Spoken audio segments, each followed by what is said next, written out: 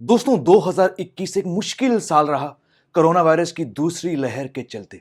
मगर इस कठिन समय के आगे पीछे और बीच में कुछ भारतीय खिलाड़ी थे जिन्होंने अपनी शिद्दत, काबिलियत और सफलता के चलते करोड़ों भारतीयों के चेहरे पर मुस्कान ले आए।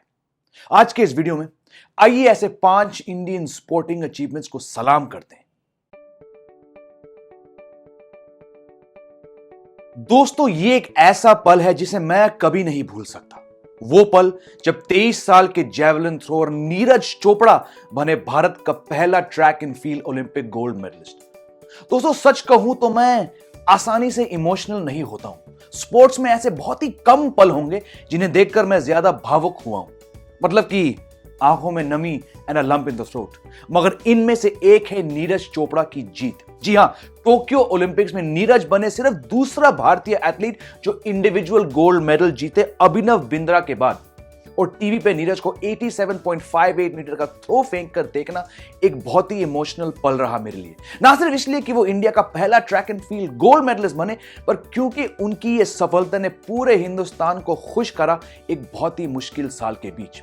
और टोक्यो में नीरज को गोल्ड मेडल जीते देख कंधे पे तिरंगा लहराए कि what sports is capable of uniting, uplifting and spreading happiness. कुल मिला के इस साल इंडिया का सबसे सफल ओलंपिक्स रहा, क्योंकि हमारे खिलाड़ी टोक्यो से 7 मेडल जीत के आए। नीरज के गोल्ड के अलावा 2 सिल्वर मेडल और 4 ब्रॉन्ज मेडल आए। Saikhom Mirabai Chanu won India second weight lifting medal ever, और रेसलर रवि कुमार दहिया ने भी सिल्वर जीता। इसके साथ बजरंग पूनिया ने रेसलिंग में ब्रॉन्ज जीता सिर्फ 2 महीने की नी इंजरी रिकवरी के बाद। बैडमिंटन की रानी पीवी सिंधु ने ब्रॉन्ज मेडल जीता to become the second Indian with 2 individual Olympic medals. Boxing में लवलीना बोर्गोहेन ने भी ब्रॉन्ज जीता, और मेंस हॉकी टीम ने देश का पहला ओलंपिक मेडल जीता 1980 के बाद। सलाम देश की शान, हमें गर्व है आपकी सक्सेस पर। दोस्तों एडिलेड टेस्ट मैच में 36 ऑल आउट के बाद लग रहा था कि भारतीय क्रिकेट टीम ऑस्ट्रेलिया दौरे में कंपीट ही नहीं कर पाएगा। विराट कोहली वापस इंडिया लौटे और ईशांत शर्मा और मोहम्मद शमी की बिना बॉलिंग वीक थी।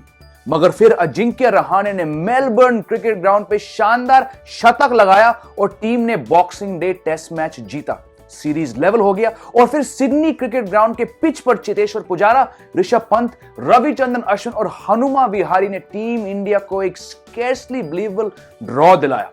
3 मैच के बाद the series was levelled 1-1 heading to the Gabba in Brisbane, जहां कोई भी ऑस्ट्रेलियन टीम 1988 से नहीं हारा।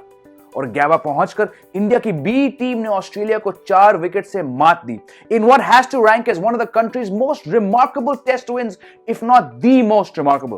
दोस्तों मैं बचपन से क्रिकेट देख रहा हूं और मैंने इससे जबरदस्त टेस्ट सीरीज विन नहीं देखा। जो रहाणे की टीम ने ऑस्ट्रेलिया में किया वो इतिहास रहा। टोक्यो ओलंपिक्स में मेंस हॉकी टीम की ब्रॉन्ज मेडल के एक ही दिन बाद महिला टीम 4-3 से ब्रॉन्ज मेडल मैच में हारी। दर्द हुआ यह मैच देखकर, क्योंकि रानी रामपाल की टीम ने इतिहास रचाया पहली बार ओलंपिक सेमीफाइनल पहुंचकर। मगर उन सारे हॉकी प्लेयर्स को घुटने टेक रोते हुए देखकर ने एहसास दिलाया एक बार फिर से of what sport is all about। बात हार की नहीं थी, बात थी फिनिश लाइन की, कि कैसे रानी रामपाल और उनकी टीममेट्स ने ओलंपिक्स के लिए क्वालिफाई किया।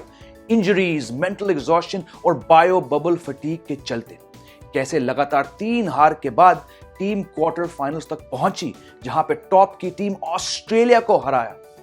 हां, उसके बाद टीम सेमीज में हारी और फिर ब्रॉन्ज मेडल मैच में।